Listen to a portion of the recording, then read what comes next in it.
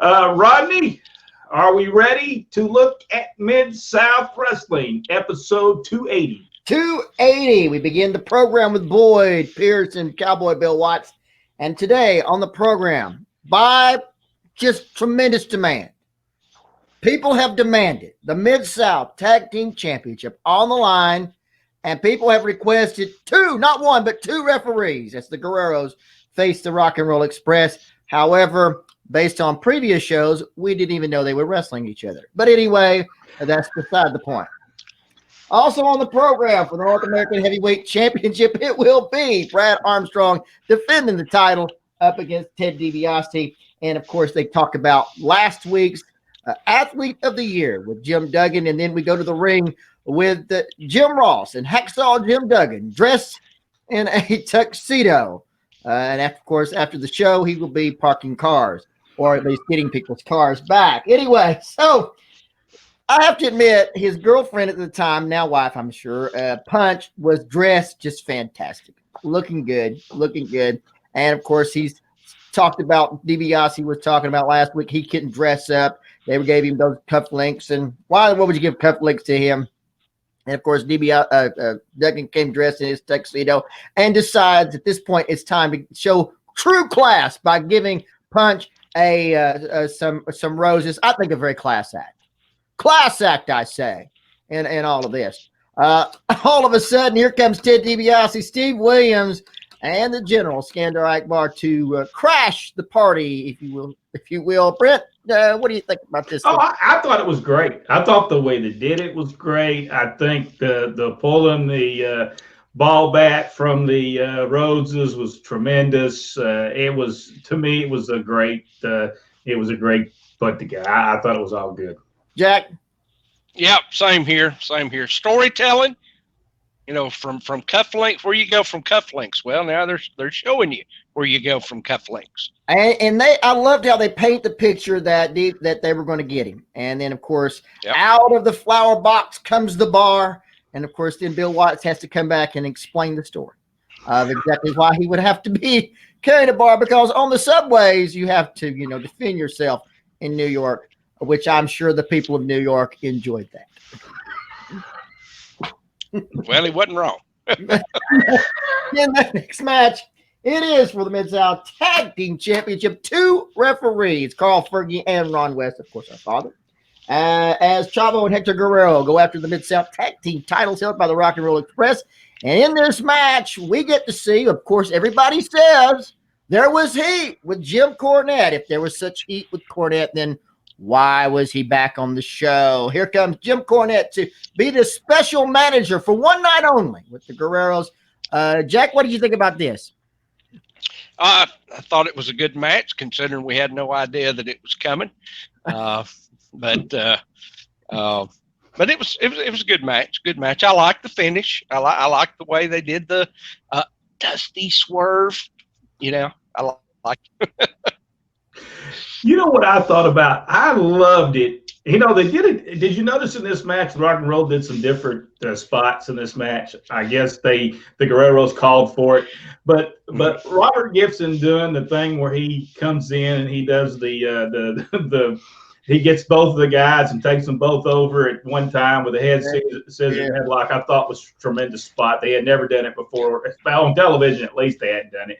And so I thought that was good. I thought the match was really good. The Guerreros was really great in this match. I mean, they were tremendous. For some reason, though, it just didn't have the same feel. It did for that night with Jim Cornette, but it just didn't have the same feel that right. Cornette made the difference in that particular match, no doubt about it. And have to remember, the Guerreros supposedly paid Jim Cornette in gold coins. And I love Cornette's response to that. I would have done it for free, but since you offered, and then snatched the bag out of their hands. Of course, that bag becomes instrumental in the earlier part of the match, and also instrumental. I might have said instrumental. I like something to that degree. But anyway, so in the end, the referee gets knocked out. The one referee, Ron West, gets knocked out of the ring. Carl Fergie comes around to check on him, and while he does, Cornette slides that bag of supposed coins into Chavo Guerrero.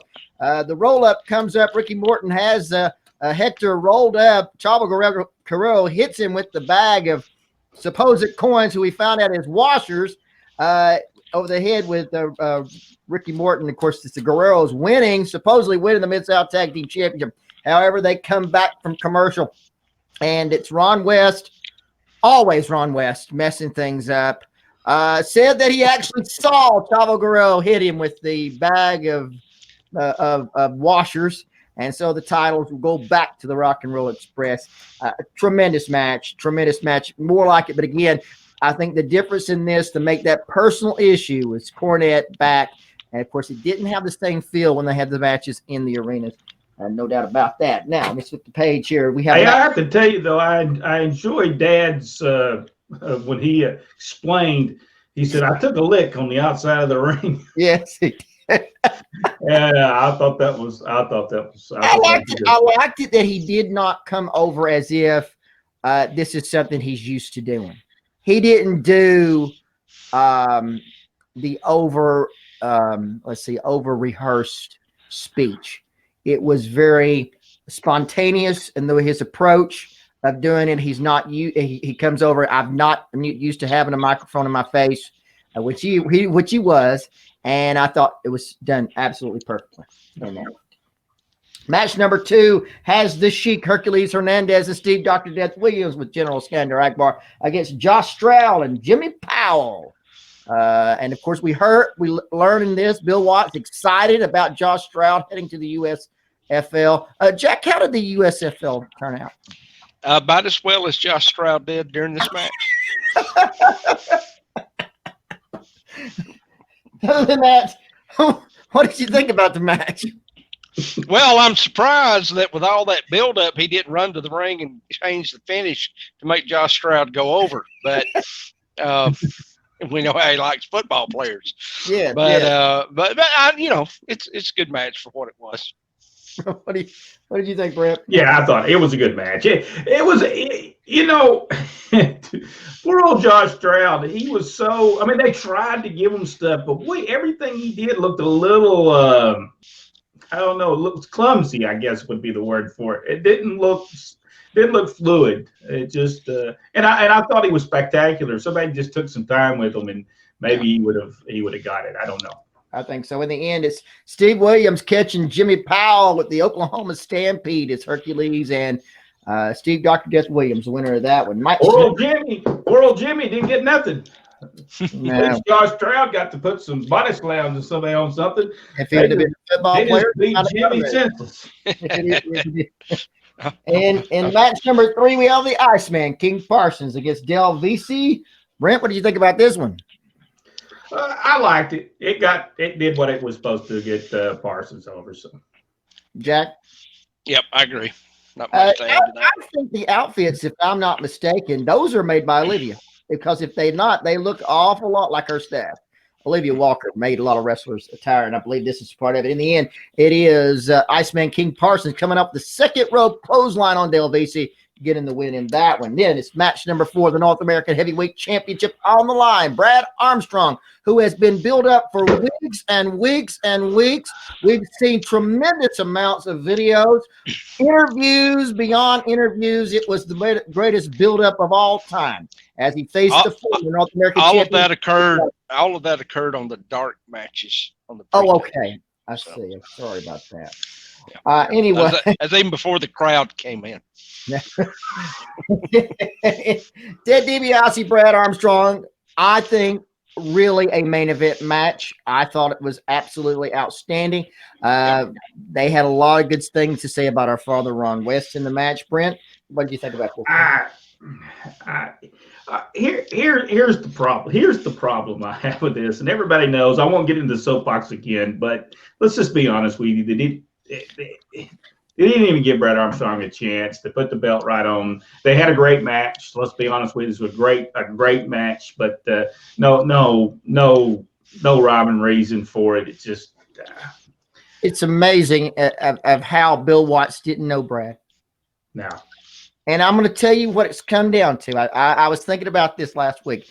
He always felt, and I'm about to get up, make some people upset now, but Bill Watts always felt the Fuller's company was low standard. I believe that is why he would not acknowledge the fact that Brad was the Southeastern Tag Team Champion nor a United States Junior Champion. All he could do is talk about when he was on TBS. And the Southeastern show, or the Continental show, was actually shown in parts of the Mid-South area. That's part of, I think, the issue with it. Jack, what did you think about this one? Match itself was great. Again, that soapbox thing, I agree. They did not treat Brad right during this entire time. And, holding the title didn't mean anything because they didn't make it mean anything. And losing the title really didn't mean anything because they didn't make that mean anything either. No. As far as the match itself, the finish itself, I thought was fine. I think that they did a good job of making sure they don't do the Ric Flair of killing off Flair's figure 4 with everybody doing the reversal. Yeah. This time, this didn't happen. If you noticed, I was watching the crowd and listening to the crowd. The people were solidly behind Brad. They were responding to him. So there was potential if you decide to take it. Yep. They decided to abort Bill Watts, abort before Brad gets over. As far as I'm concerned, now. Well, I just want. We have a new person. Michael Watts is now he is one of our new insiders. But I want Micah to know one thing. All we're looking at is our opinions of what went on that time and that era. That does not have anything. But we all have opinions, and that's what it all is. And we just didn't like the way Brad Armstrong was. No, and we've always said, and I've said it over and over again, if I ever wanted an organization, it would mirror Bill Watts' organization because it was very well run. Everybody knew exactly who the boss was. We just think Brad was not used correctly in this situation, and I don't know that, and we're not going to change that based on anybody. We just don't think he was used correctly. Well, and it's because of some things that people have said. Yeah, and we don't think that they gave him a fair shot at all. Point blank. On that. Now, next match is we go to a video of Butch Reed. He's headed to the Children's Medical City Tulsa Boys Home, and then of course, right before that, Bill did talk about Brad Armstrong's knee and his concern for his knee on that. Then match number 5, Jake the Snake Roberts versus Tim Horner, and of course, we had no winner in that because it goes right off the air. And of course, the next week on the program is going to be Billy Jack Hayes coming to Mid-South to face the Ugandan warrior / giant Kamala. I was more excited about getting water than Billy Jack Haynes coming. Well,